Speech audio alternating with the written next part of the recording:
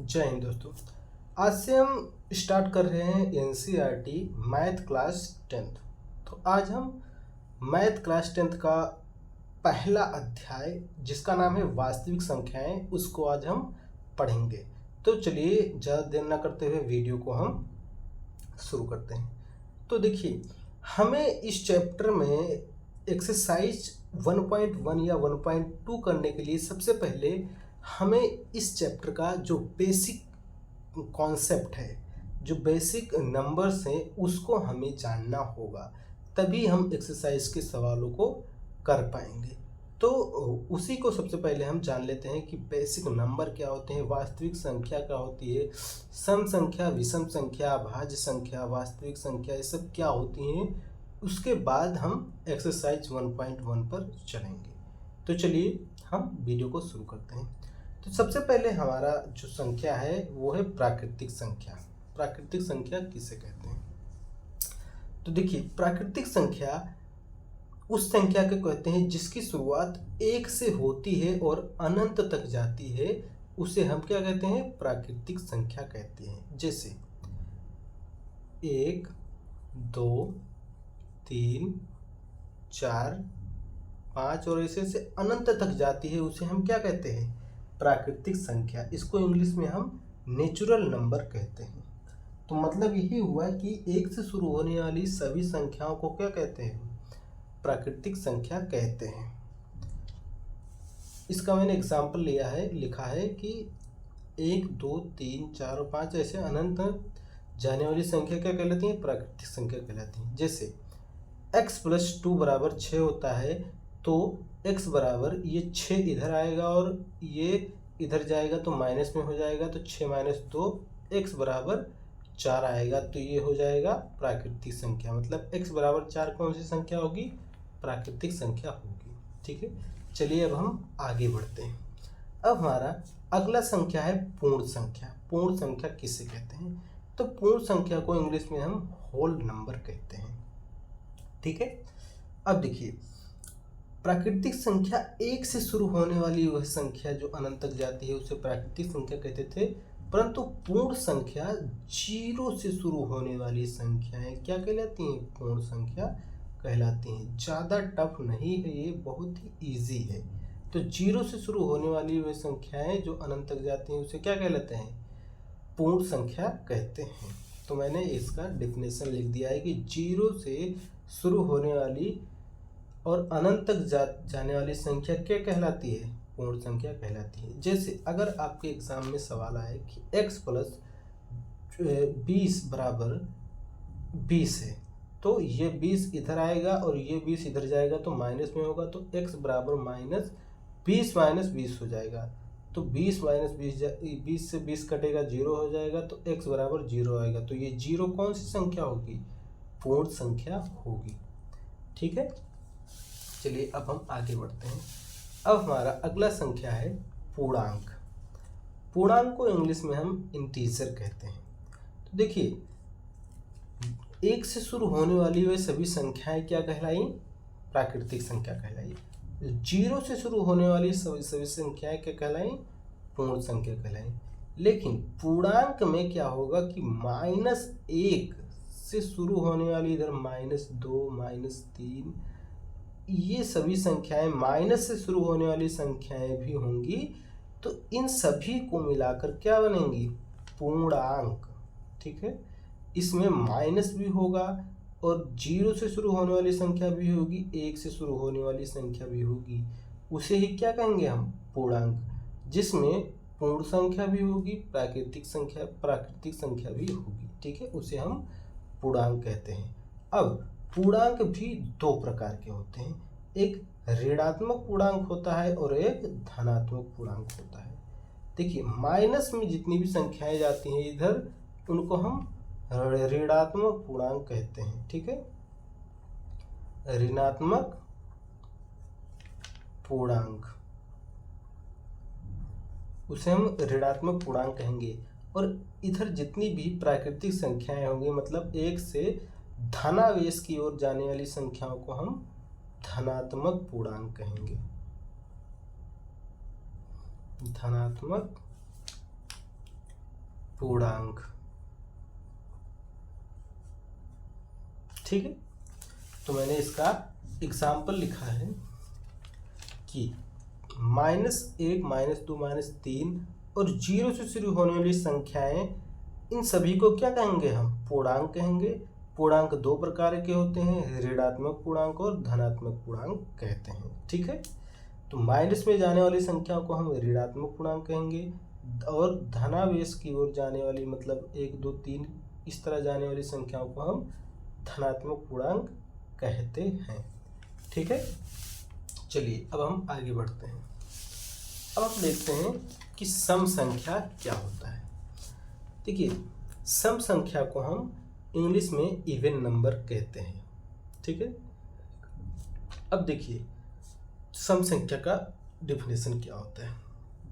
तो देखिए, दो से कटने वाली वह संख्या, मतलब ऐसी संख्या जो दो से, एक मिनट इसको मैं फोल्ड कर देता हूं, ऐसी संख्या जो दो से पूरा पूरा विभाजित हो जाए, अर्थात पूरा पूरा कट जाए, उसे हम सम संख्या कहते हैं। फॉर एग्जाम्पल 2, 4, 6, 8 और ऐसे ऐसे अनंत तक, तो इनको हम क्या कहेंगे? सम संख्या, क्योंकि ये दो से विभाजित हो जाएंगी। अब 0 भी सम संख्या, क्योंकि 0 को हम 2 से विभाजित कर सकते हैं। ठीक है, तो जैसे देखिए मान लीजिए 4 है, तो 4 को हम 2 से क्या कर सकते हैं? विभाजित कर सकते हैं, ये 2 आएगा। इसलिए ये क्या है? सम संख्या है, यानी इवन नंबर है।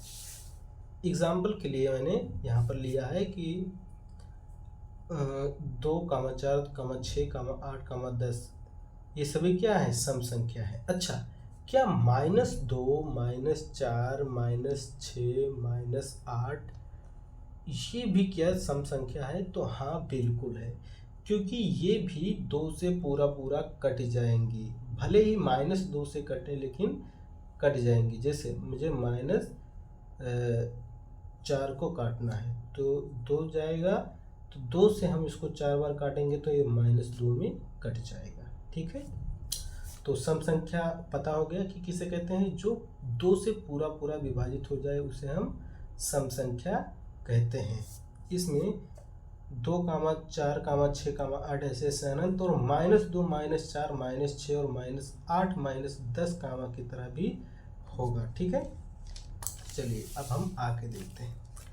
अब आगे हमारा अगला संख्या है विषम संख्या किसे कहते हैं। देखिए, विषम संख्या को हम इंग्लिश में ऑड नंबर कहते हैं। इसको हम समझते हैं किसे कहते हैं विषम संख्या। तो ऐसी संख्या जो 2 से पूरा पूरा ना कटे, अर्थात 2 से पूरा पूरा ना विभाजित हो, उसे हम विषम संख्या कहते हैं। ठीक है, जैसे हमारा एग्जाम्पल है -5, -3, -1 या 1, 3, 5, 7, 9, 11। इसको हम अगर दो से काटेंगे तो ये पूरा पूरा विभाजित नहीं होगा। जैसे हम मान लेते हैं 3 को काटते हैं, तो 3 को हम कैसे 2 से पूरा पूरा काटेंगे? 3 को हम 2 से पूरा पूरा नहीं काट सकते हैं। 11 को भी हम 2 से नहीं काट सकते। -3 को भी हम 2 से नहीं काट सकते। -5 को भी हम 2 से नहीं काट सकते, पूरा पूरा नहीं विभाजित होगा। इसलिए ये क्या है? ये विषम संख्या है। तो ऐसी संख्या जो 2 से पूरा पूरा ना कटे, उसे हम क्या कहेंगे? विषम संख्या कहेंगे। ठीक है, इसको इंग्लिश में हम ऑड नंबर कहेंगे। चलिए अब हम आगे बढ़ते हैं, जिसका आप लोग डिफिनेशन लिख सकते हैं, पूरा मैंने दिया हुआ है। अब हम देखते हैं अभाज्य संख्या किसे कहते हैं, अभाज्य या ऋण संख्या किसे कहते हैं। इसको इंग्लिश में हम प्राइम नंबर भी कहते हैं। क्या कहेंगे? प्राइम नंबर कहेंगे। अब देखिए, इसको समझिए, ध्यान से समझिए, तभी आपको समझ में आएगा। देखिए, अभाज्य संख्या उस संख्या को कहते हैं जो खुद से कट सके और एक से कट सके, बाकी किसी भी संख्या से नहीं कट सके, उसे हम क्या कहेंगे? अभाज्य या रूढ़ संख्या। यानी अभाज्य संख्या या आप कहेंगे तो भी चलेगा, ठीक है। तो ऐसी संख्या जो खुद से कट सके और एक से कट सके, उसे हम अभाज्य संख्या कहेंगे। जैसे दो है, तो 2 को अगर हम 2 से काटेंगे तो ये कट जाएगा। 2 को अगर हम 1 से काटेंगे तो ये कट जाएगा, 2 आएगा। लेकिन अब 2 को और किसी संख्या से आप काट कर दिखाइए जिससे कट जाए, नहीं कटेगा। ये किसी भी संख्या से नहीं कटेगा, इसलिए ये कौन सी संख्या है? अभाज्य संख्या है। अच्छा, कोई दूसरा एग्जाम्पल ले लेते हैं, 7 को ले लेते हैं। 7 को खुद से अगर काटेंगे तो ये 7 से 7 कट जाएगा। 7 को अगर हम 1 से काटेंगे तो भी ये 7 एकम 7 कट जाएगा। लेकिन अब इसे किसी और संख्या से, 1 से और खुद के अलावा और किसी भी संख्या से आप काट कर दिखाइए तो मैं चाहूँ नहीं काट सकते, कोई भी इसको नहीं काट सकता। इसलिए इसे क्या कहेंगे? हम अभाज्य संख्या कहेंगे। कि ऐसी संख्या जो खुद से कट सके और एक से कट सके, बाकी किसी से नहीं कट सके, उसे हम क्या कहते हैं? अभाज्य या रूढ़ संख्या कहते हैं। इसका डेफिनेशन मैंने लिख दिया है, आप लिख सकते हैं कि ऐसी संख्या जो एक से कटे और खुद से कटे, बाकी किसी संख्या से न कटे, अभाज्य संख्या कहलाती है। ठीक है, यहाँ पर मैं खुद से कटे, ठीक है। तो चलिए अब हम आगे बढ़ते हैं।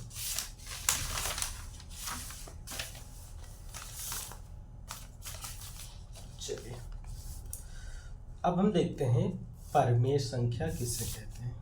ठीक है, इसको अब हम और थोड़ा फोल्ड कर लेते हैं। अब समझिए परिमेय संख्या क्या होता है। देखिए, परिमेय संख्या को हम इंग्लिश में रेशनल नंबर कहते हैं।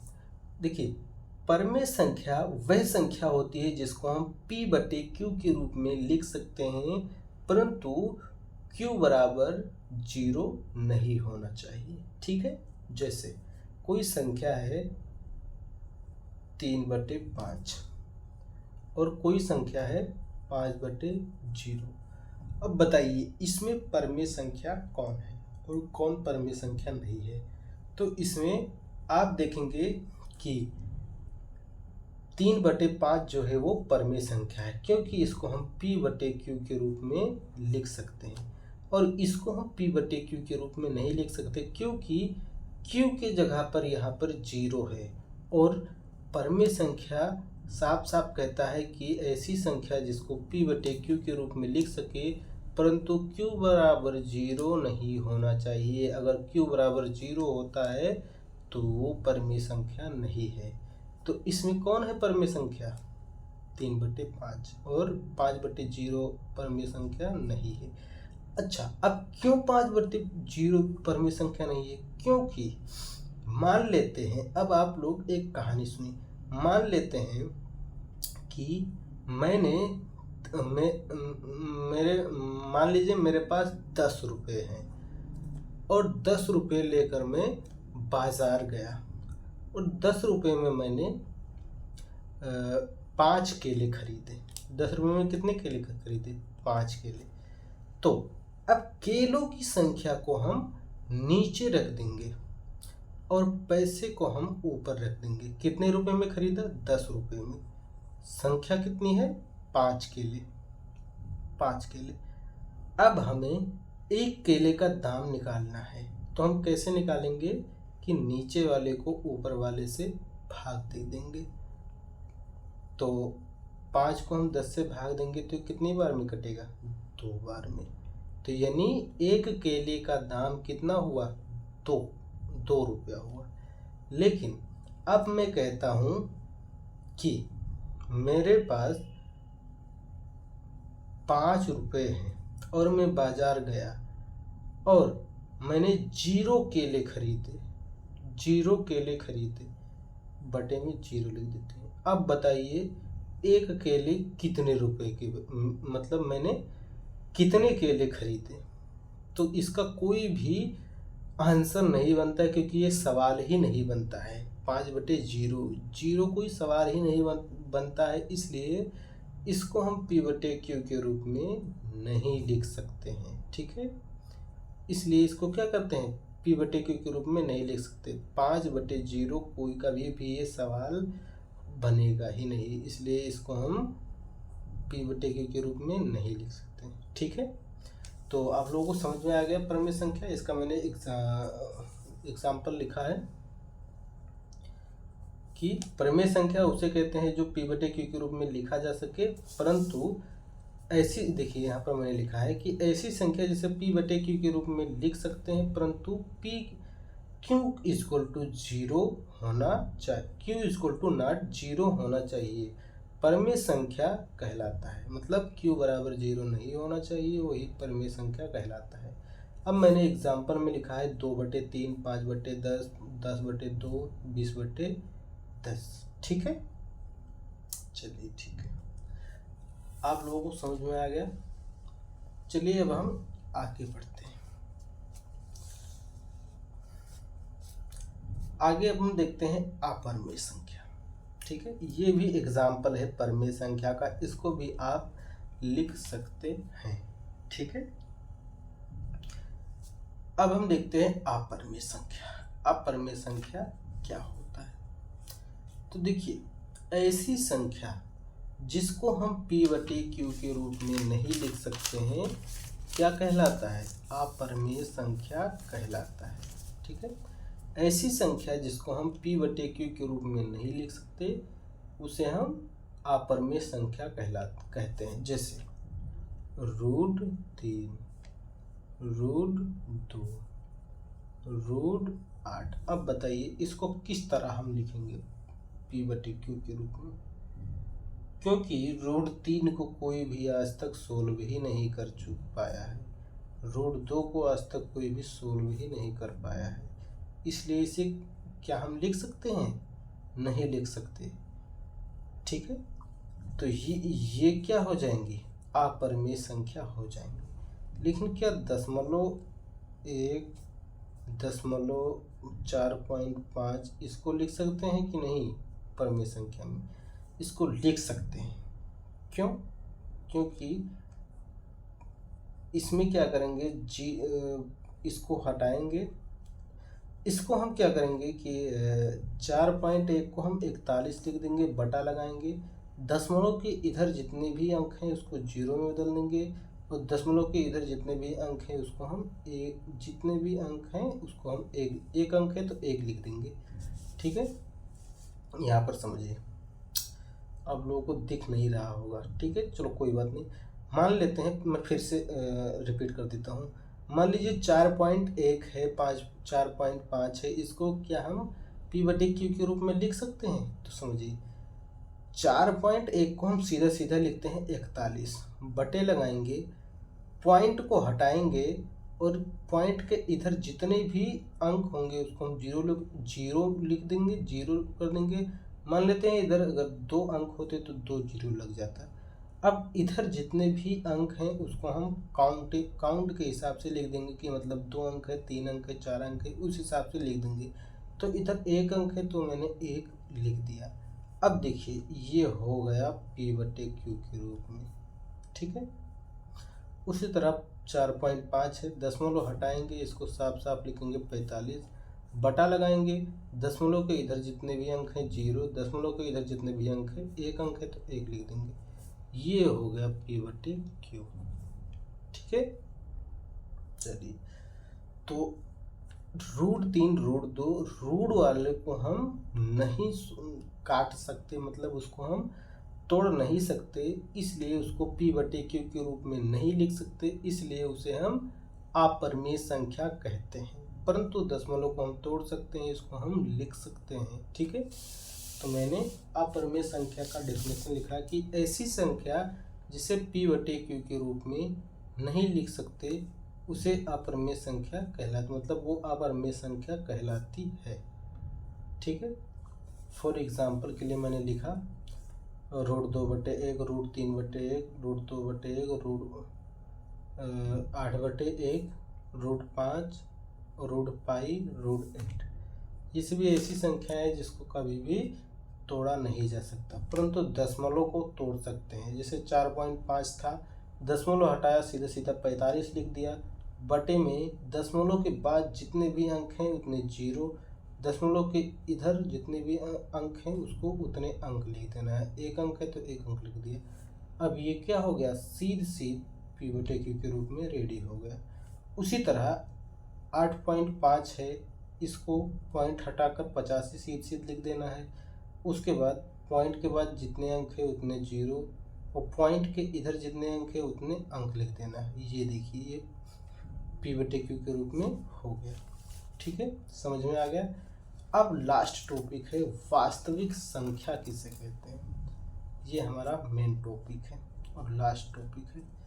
तो वास्तविक संख्या क्या होता है कि आपने परिमेय संख्या जान लिया, अपरिमेय संख्या जान लिया, अब हम जानेंगे वास्तविक संख्या क्या होती है।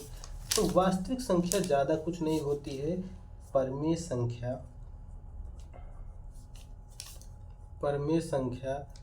और तथा अपरिमेय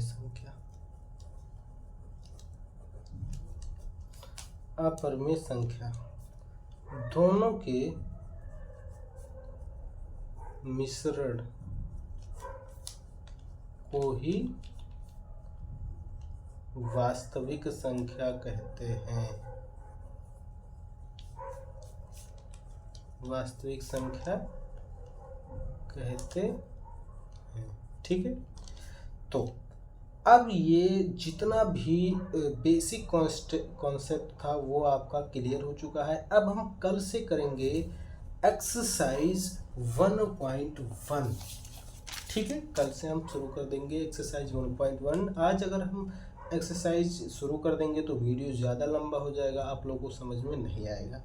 तो अगर आपको ये वीडियो अच्छा लगा हो तो एक लाइक कीजिए वीडियो को, और चैनल पर अगर आप नए आए हो तो वीडियो के नीचे एक सब्सक्राइब का बटन दिख रहा होगा, उसको दबाकर आप बेल आइकन जरूर प्रेस कर लीजिए। और अगर आपको कोई भी डाउट हो तो कमेंट में जल्दी से टाइप कर आप पूछ लीजिए, उसको मैं अगले वीडियो में बता दूंगा उसका जवाब। ठीक है, मिलते हैं अगले वीडियो में, तब तक के लिए जय हिंद।